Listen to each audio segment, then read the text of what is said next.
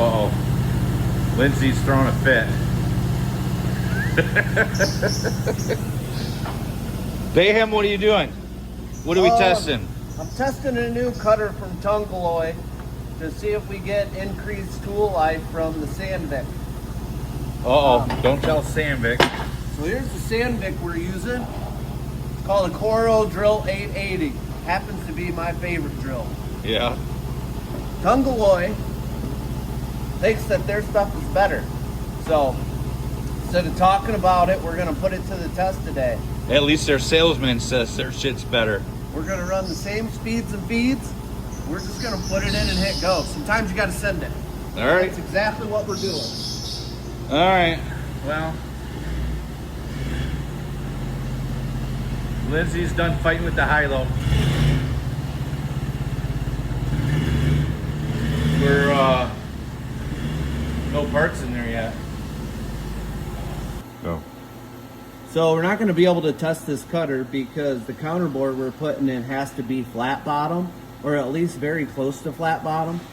And as you see, this insert falls way off on the edge.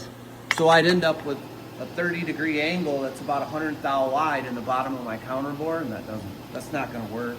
You can see here, that builds a sharp corner. Yep. And you can have a little rad. That's about a 10 thou rad, and that's fine. You could probably go up to 30. I just can't have. Well, who ordered the inserts, Bayham? Was it you that screwed up their inserts? Well, I said I needed a flat bottom drill. I mean, what else do you want me to do? Go in Okay. there and figure it out myself? Rad corner radius, but I can't leave a big chamfer in the bottom of that hole. So do you want to come get it and see if you can come up with something else we need to test? Or is this kind of...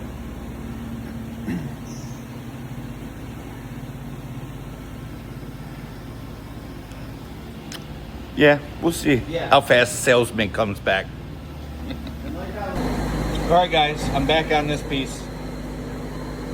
Again, had to reproduce a piece just like this. And what matters is the distance from these holes and the heights. So this is what I came up with. A simple plate with 3 tapped holes. And I made a plug to fit in this bore.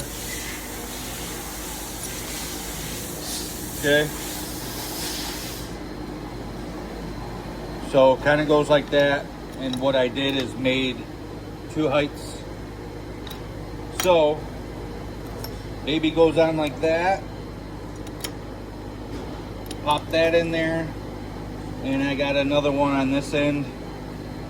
And I could screw this all in. Tighten it down to the fixture. So I just machined the center piece in one piece. And a couple of 1/4-inch holes and a couple spacers here, and I bolted them all down. Then I made cutouts and welded my arms in.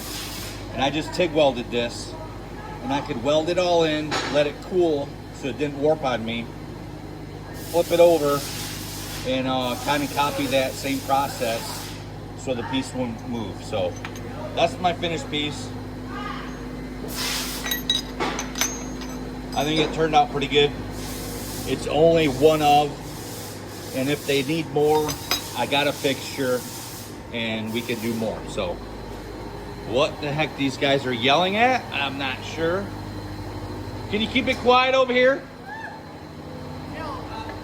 I'm gonna go clean up Lindsay's mess. It's your mess. Fix it. All right, we got some in-house fighting here.